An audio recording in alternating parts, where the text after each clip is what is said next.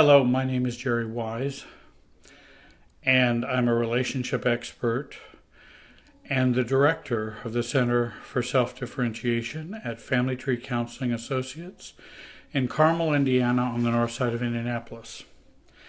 And this video is entitled, "They're Bad for Me, but Why Do I Still Love Them?" And this video is about the whys of why we stay in unhealthy, toxic relationships. Over my 35 plus years of working and helping people in their relationships, many have come who have said, I know this is the wrong person for me. I know that they're unhealthy. I know they treat me badly, but I still love them. Now, certainly we believe that you always pick the right person. And what that means is, for me, when I think of you always pick the right person, that you're picking the right person who pushes the buttons and the brokenness that you have that needs to be healed. And so, when we pick the right person, whether in dating, relationship, or marriage, there's a lot we can learn to mine that wealth of information about ourselves because of who we have chosen and who we've chosen to be with. And when we say, I know they're so bad for me and my friends all tell me I shouldn't be with them, but I just still love them and I don't know why I stay in this relationship. Why does our mind or the facts tell us to leave, but our heart and emotions tell us we can't or we don't want to? And I think that happens to a lot of folks in relationships, particularly with codependents, but that's true with others, for others as well. And by the way, this video is not a definitive word on whether you should stay or leave in terms of your relationship. I'm not telling you to leave any relationship. I believe it's important to understand how you got here, why you chose your current partner, and if you don't do this work of finding out why you got here and why you chose them, then the forces of relationships will require and cause you to repeat the pattern again with a new partner. And the cycle will happen over and over again. And so that's why we believe it's so important that divorce is not just the simple answer. And just leaving somebody doesn't fix the inner brokenness we have. That often we have chosen this person because, in fact, my belief is we choose the people that we want to be with. The chemistry occurs based on the information we don't know about ourselves. That's where that chemistry comes from. Now, I always help clients move towards being more authentic and more themselves in a relationship and see how the other person in their relationship adapts or accepts this. So after working very hard to change yourself, if they won't or they can't seem to change or accept you or change in their own behaviors, then it seems appropriate, it may be time to consider an exit. If the relationship is too toxic and you are doing and working on yourself and you don't have another partner who's willing to work with you on that, then again, it may be time to consider an exit. Some spouses do not want or do not have the capacity to change. Relationships are a choice, and they are always a choice. Our brokenness may not be a choice, but there is a choice that we make in whether we want to heal or fix that brokenness. One client of mine, I remember, spent an entire 2 years planning her exit from her narcissistic, emotionally abusive husband who was lying, cheating, spending money he shouldn't spend, not helping the family. And what she chose to do over time was to begin to save money back, even hid money, got a better job, got some extra education, sought out her family support, and then made the change. Again, I'm never one to tell someone to stay or leave. I don't think that's the role of a therapist, coach, or advisor, or pastor. I don't think that's their role to say that. It's not our relationship. It is yours. It is our responsibility to share with you information about your relationship, give you reality checks on the relationship. And again, I say this is not my decision. I help people do reality checks so that they can work on themselves and so that they can choose to either stay or exit the relationship. I always try to enlist both spouses or both partners in the relationship to help them work on that relationship. But what if it's not workable? What if one person refuses and says they just won't? Or they're in a situation in which they're so blind about their own relationship and denial that they just decide they're not going to work on the relationship and will just continue to blame their spouse for all their problems.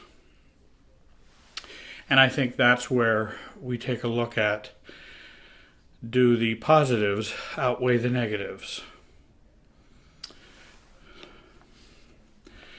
I believe that building a sense of self is very important. If we're in a relationship in which we feel, I know this is wrong for me, I know it's bad, I know it's a horrible relationship, but I still love them, and I feel stuck in this. Gaining that differentiation, being more of who you are, is always important in beginning to work out the problems of being attracted to and attracting a very toxic partner. Defining what you want and need in a marriage and working hard to achieve this is essential. But if your partner, boyfriend, girlfriend, spouse says no, well then there are choices you have to make, and they're not easy ones.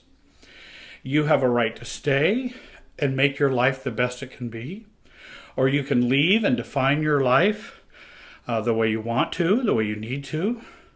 Many do not do this, and many do not do this work of knowing themselves until well after they are into marriage for many years. Many believe that divorce is so common because people are just selfish.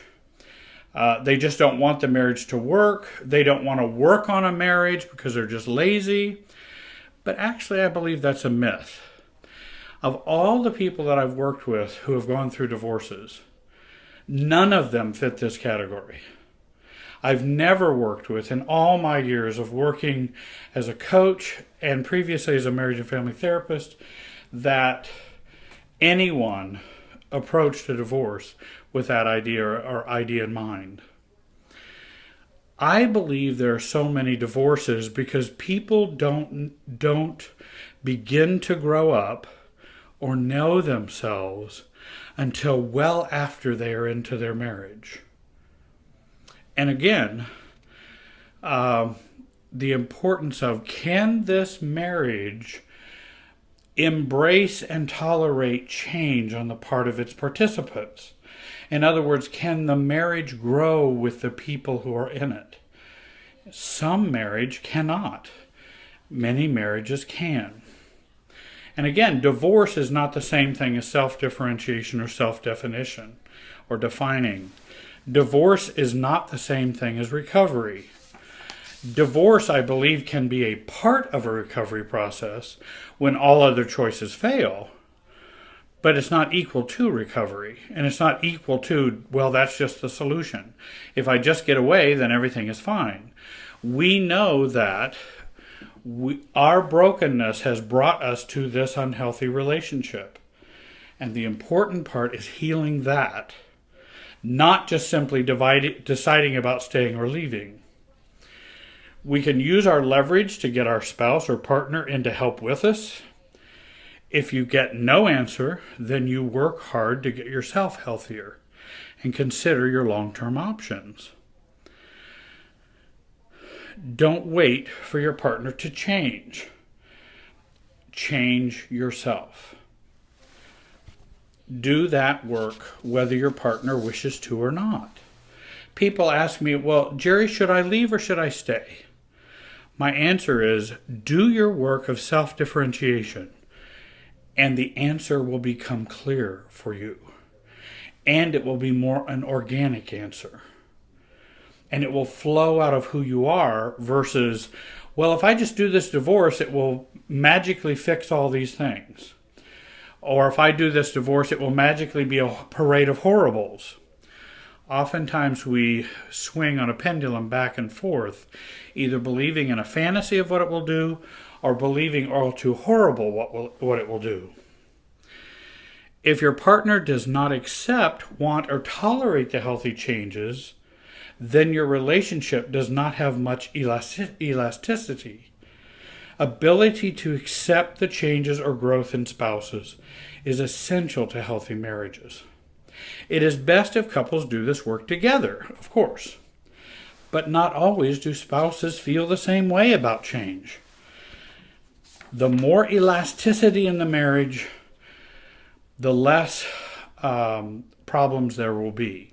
The less elasticity, the less the marriage will tolerate change and healthiness. As I mentioned, this video is about spouses who are married, who are dating someone who is toxic, does not want to change, and when a relationship is so toxic and so unhealthy, we raise the question, why do we still stay? And a lot of folks will ask me that question, and I wanted to offer a number of reasons why we stay. When we're in a very unhealthy relationship, many times we can be addicted to a person, addicted to love. And addiction to love is not the same thing as love. We are living out our patterns of brokenness from growing up in our family of origin. In other words, our family of origin was a chaotic, toxic mess. Well, now we've just reproduced that in our own adult relationships. We also tend to have learned to ignore ourselves. We tend to focus on others and ignore ourselves. That keeps us in, I just love them even though they're wrong for me and so toxic. We often are abandoning our inner child, which is why we also might stay in a very unhealthy, toxic relationship. Or we will hold out hope for the good. In other words, even toxic and unhealthy people have good parts. And so we focus on those very small good parts about the relationship and hope that those good parts will grow while we suffer all the negative and toxic parts. We stay because I only deserve the crumbs from the banquet of life. In other words, I'm not all that great of a person. I don't think that much of myself. Maybe this toxic, unhealthy relationship is just all I deserve. We also tend to think this is the best I can do. Given how I feel about me, I can't do any better than this. We also can have stubborn jealousy. In other words, I could not stand to see this toxic person that I'm in a relationship be with someone else or move on with someone else. So I stay, even though it's very toxic and unhealthy. Relationships are always about fusion. We may believe that. And so bad fusion is better than no fusion at all. So we have an enmeshed relationship, especially with a toxic relationship, because toxic relationships really do reinforce and cement enmeshment over and over again. We also may think loneliness is worse than this bad or toxic relationship. I'd rather be, my current misery is better than the unknown misery of being lonely, because I don't want to be lonely. So I'd rather be in an unhealthy relationship than no relationship at all. Many people say I have to stay for the kids. Kids are always a very complicating factor, and that is not an easy one. I could do a whole video on just the kids aspect. Some people stay in an unhealthy relationship because they say, well, what would people say? And that's social guilt, an unhealthy social guilt. Some fear, well, what would my family think? And that's family of origin guilt, and that's another kind of unhealthy guilt. We can be stuck in unseen, unknown family of origin triangles that keep us stuck with these unhealthy, toxic partners. And if we unearth and do the archaeology and find those unhealthy triangles, many times we can free ourselves from the current relationship that we feel so stuck in. Many would say, I've had too many failed relationships and I can't endure one more. So I'll just stay in this unhealthy, toxic relationship because I can't take the failure anymore. Some have very legitimate concerns about how I would live financially or without help from this spouse or partner. Though many times they create a lot more problems, but they are a help in some ways. Depression can be another reason why we stay. Mood disorders can be another reason why we stay. I've been told if I leave, I will find just the same relationship as this one. Well, that is true. You will. If you do not do any self-work, you will. But I believe it's possible to do self-work and raise our level of self-differentiation so that our picker and our chooser and our attractor, that part of us that attracts us to other people, becomes more healthy, and healthier people are more attracted to us and we to them. So that the knots in my head fit the holes in their head in a healthier way. Some believe if I left this person, God would be unhappy. And that's spiritual guilt. And that's a whole nother discussion and probably video. They said they would be terrible if I left them. Or spousal guilt. Or spousal bullying. And then they hold us hostage by emotional guilt or fear. And that's very unhealthy as well. But if you're in a toxic relationship, that's not uncommon. Many times toxic folks don't want to let go of those that they are abusing or in an unhealthy relationship with. If you're in an unhealthy or toxic relationship and you feel lost or stuck, indecisive or depressed, I hope that you'll give me a call. Contact me. There's contact information on the screen. You can find out more about me at www.familytreecounseling.com.